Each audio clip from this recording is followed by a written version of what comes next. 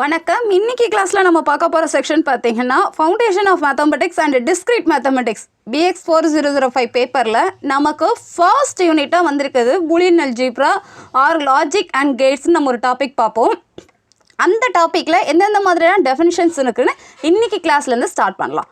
Logic and proofs இதில் maximum பார்த்தீங்கன்னா உங்களுக்கு டெஃபினிஷன் அண்ட் சிம்பிள் ஸ்டேட்மெண்ட்ஸ் மட்டும் தான் நம்ம பார்க்குற மாதிரி இருக்கும்.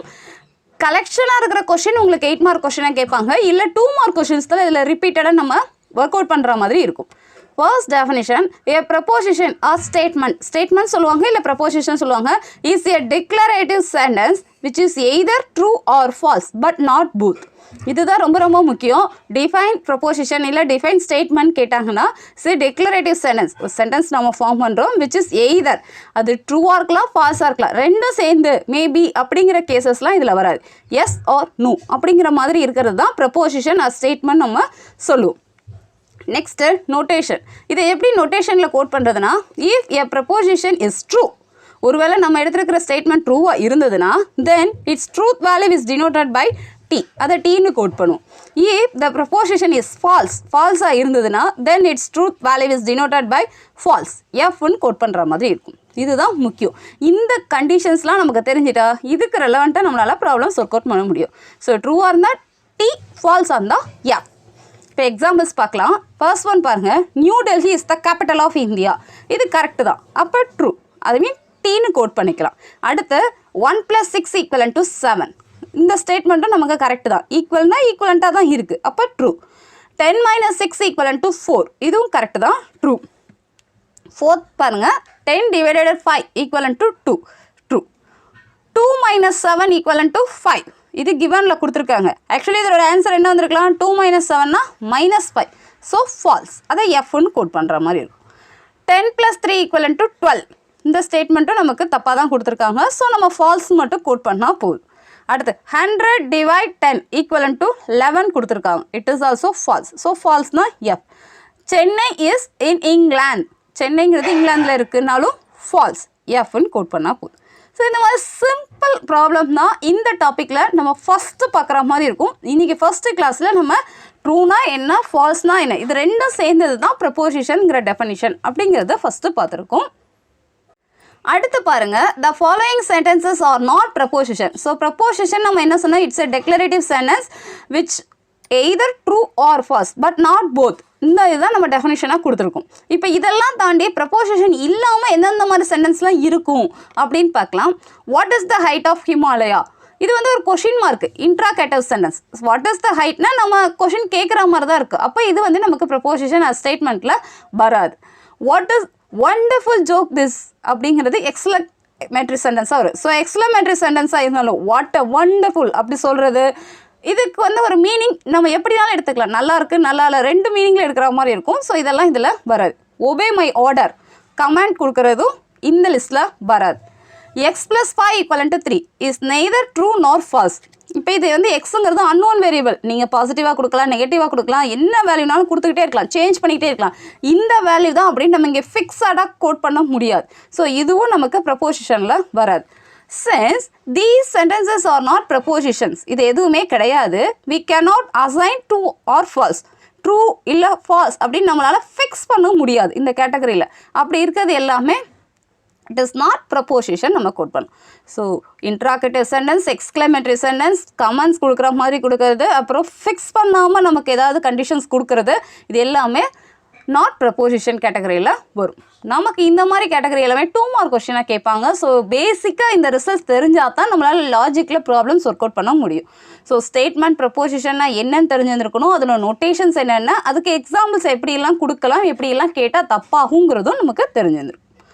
அடுத்த definition, primary statements are atomic statements சொல்லுவாங்க. ஸோ பிரைமரி ஸ்டேட்மெண்ட்னா என்னென்னா, a declarative sentence which cannot be further split out into 2 simple sentences are called primary or atomic or primitive statement கொடுப்பாங்க.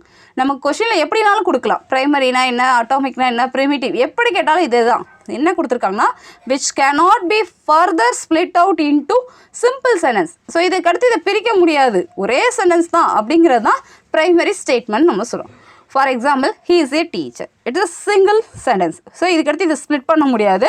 அப்படி இருக்கிறப்ப இதெல்லாம் ப்ரைமரி ஸ்டேட்மெண்ட்டில் நம்மளால் கோட் பண்ண முடியும். புக்கில் எக்ஸசைஸ் சம்ஸ் பாருங்கள். Which of the followings are statement. So இதில் எதெல்லாம் ஸ்டேட்மெண்ட் நம்ம கொஷின் கேட்டிருக்காங்க. இந்த மாதிரி தான் நமக்கு எக்ஸாமில் கேட்பாங்க. இப்போ ஃபர்ஸ்ட் ஒன் பாருங்கள், x² + 9 = 0.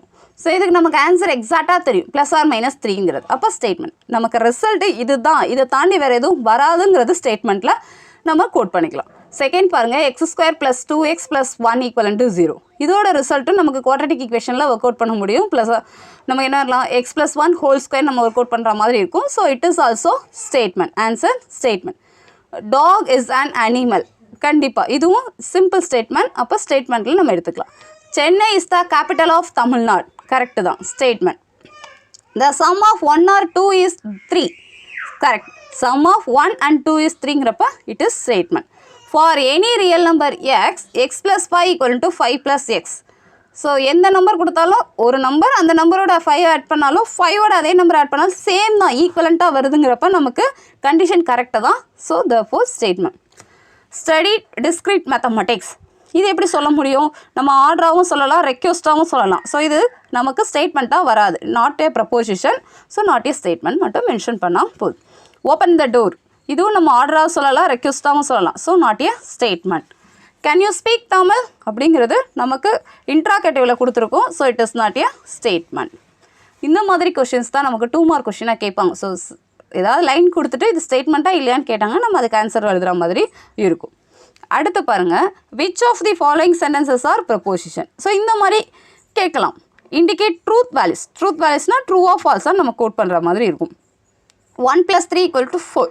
It is a proposition. Correct தான், true. 5 - 4 = 1. It is also correct. So true. 8 / 4 = 2. So proposition தான், true. What is your age. இது கொஷின் மார்க் இன்ட்ராகேட்டிவில் இருக்குது. அப்படி இருந்ததுன்னா it's not a proposition. So இதை நம்ம கோட் பண்ணால் ஃபால்ஸ்ன்னு தான் இருக்கிற மாதிரி இருக்கும். ஃபால்ஸ்னு சொல்ல முடியாது, இட்ஸ் இன்ட்ராகேட்டிவ், இது ப்ரப்போசிஷனே கிடையாது. அப்படிங்கிறப்ப நம்மளால் ஃபால்ஸ்க்கும் மென்ஷன் பண்ணக்கூடாது. How old are you. It is also interrogative sentence. So not a preposition. இதோட முடிச்சுக்கலாம். த பீகாக் இஸ் வெரி பியூட்டிஃபுல் அப்படிங்கிறப்ப இது ஒரு எக்ஸ்க்ளமேட்டரி, ஒரு ஆச்சரியப்படுற மாதிரி நம்ம சொல்கிற மாதிரி இருக்கா. அப்போ it is also not a preposition. இந்த மாதிரி தான் நமக்கு தெரியணும் ப்ரப்போசிஷன்னா என்ன, இதுக்கு ட்ரூவா ஃபால்ஸா, இல்லை இது நாட் ப்ரப்போசிஷனா. 4 கேட்டகரி தான் இன்றைக்கி கிளாஸில் பார்த்துருக்கோம். ஸோ இன்றைக்கி ஃபைனலாக பார்த்தீங்கன்னா ஸ்டேட்மெண்ட் ஆர் ப்ரப்போசிஷனா என்னென்னு டெஃபினிஷன் பார்த்தோம், அதோட நோட்டேஷன் பார்த்தோம், அது எப்படிலாம் கொடுப்பாங்கன்னு எக்ஸாம்பிள்ஸ் தான் நம்ம நிறைய பார்த்தோம். எக்ஸாம்பிள் அண்ட் எக்ஸசைஸ் ப்ராப்ளம் புக்கில் கொடுத்துருந்த ப்ராப்ளம்ஸ் மட்டும் நம்ம பார்த்துருக்கோம்.